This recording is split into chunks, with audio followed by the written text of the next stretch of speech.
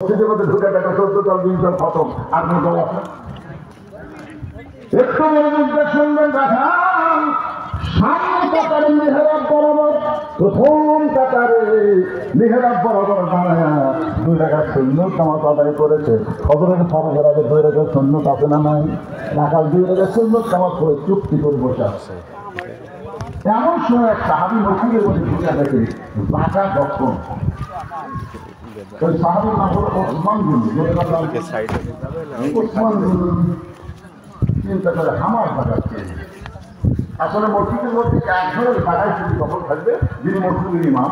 ইমামের জায়গায় ইমাম ছাড়া কেউ দখল পারবে না, ধরে কোনো কথা দিচ্ছি না। কিন্তু ওসমান গনি চিন্তা করে আমার জায়গা, এইটা বলার পিছনে কারণ হলো আল্লাহ নবী বলেছেন, আমি যতদিন ইমামতি করবো, এই হাদিসটা ভালো করে শুনবেন, আমি যতদিন ইমামতি করবো, আমি বরাবর পিছনে যিনি দাঁড়াবে তার নাম হলো আবু বকর। আবু বকর যখন ইমামতি করবে, আবু বকর বরাবর যিনি দাঁড়াবে তার নাম হলো উমর। উমর যখন ইমামতি করবে, উমর বরাবর যিনি দাঁড়াবে তার নাম হলো ওসমান। ওসমান যখন ইমাম হবে, ওসমান বরাবর যিনি দাঁড়াবে তার নাম হলো হযরত আলী। হযরত আলী যখন ইমামতি করবে, আলীর বরাবর, এই কথা বলে নবী আর কারোর নাম কয় না। সাহাবারা বললেন, হুজুর তাহলে হযরত আলী যখন ইমামতি করবে, আলী বরাবর পিছনে কে দাঁড়াবে?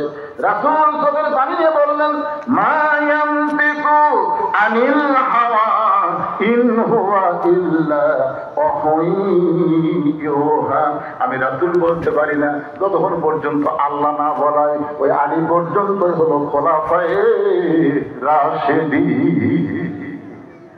তাহলে হযরত ওমর যখন ইমামতি করবে, ওমর বরাবর পিছনে কে দাঁড়াবে? এগোর কে দাঁড়াবে? কিন্তু আয়েশা দেখে জায়গা দখল।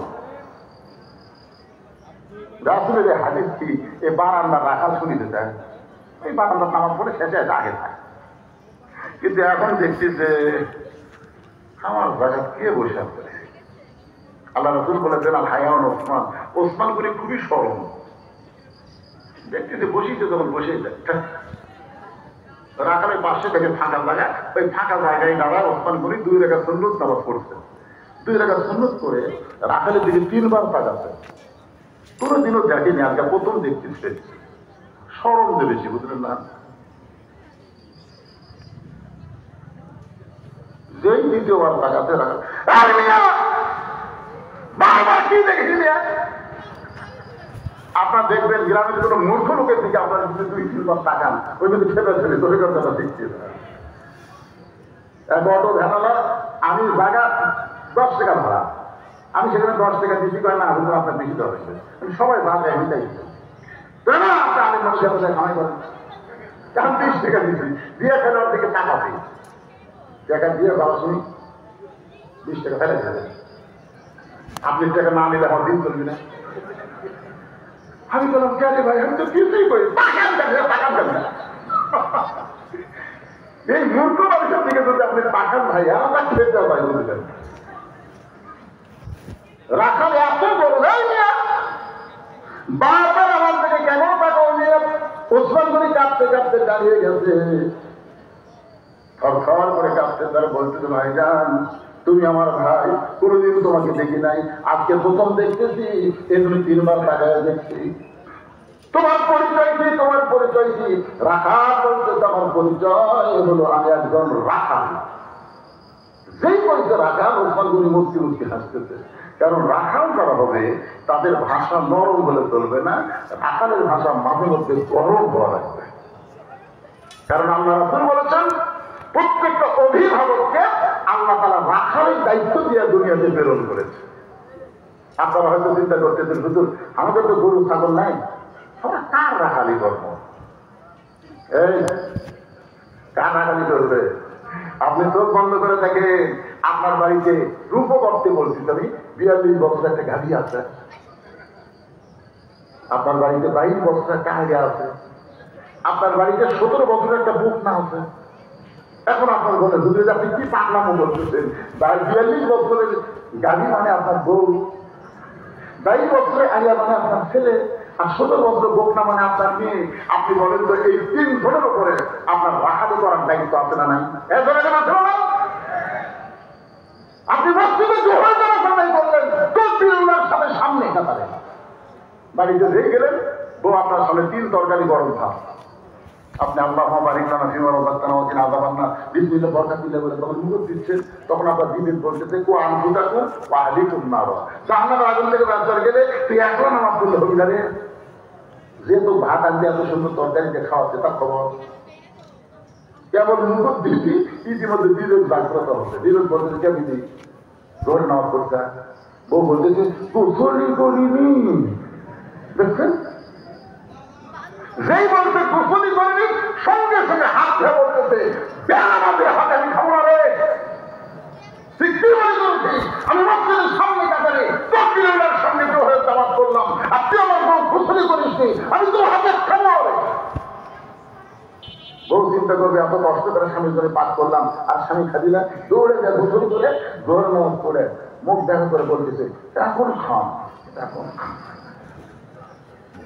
তখন কোরআন এসে বলতেছে হুন্না লিবাসুল্লাকুম ওয়া আনতুম লিবাসুল্লাহুন্না, এরে পাগলা একলা খাবি কেন, স্বামী স্ত্রী দুইজনে খা, স্বামী হলো বিবির পোশাক, বিয়ে হলো স্বামীর পোশাক, এখন একই থালির মধ্যে ভাত তরকারি দিয়ে স্বামী এরকম না খেলে বউ হা করো হা করো,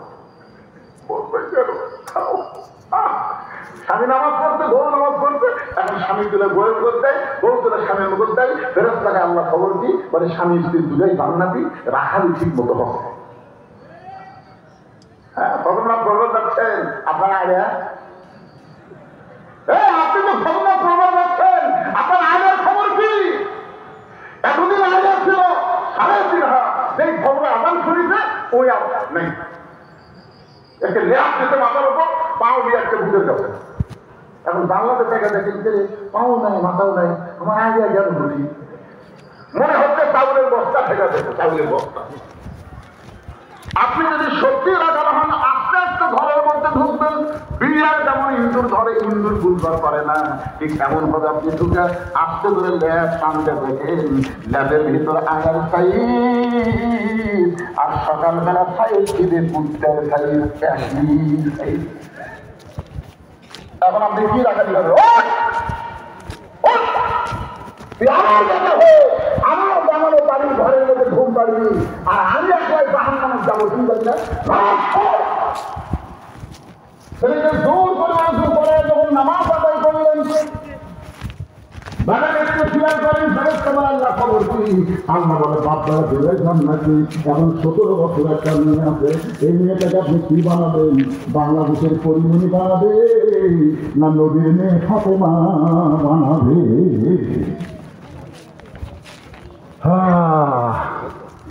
পরিমণি বলেন আপনাদের বাংলাদেশের পরিমণি, আপনার মেয়েকে আপনি কি তৈরি করবেন? না নবীর মেয়ে ফাতেমা তৈরি করবেন? বাবা হিসাবে আপনার রাখালি করার দরকার আছে না নাই? দরকার আছে না নাই?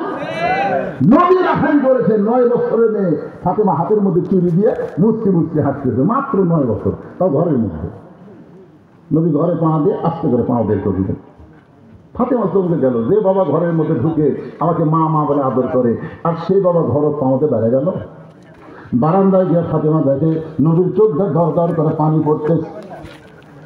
ফাতেমা বলে বাবা কি দুঃখ আপনার মনে, এমন করে কেন কাঁদতেছেন? রাসূল বলে ফাতেমা যে দুনিয়াতে সাজবে মা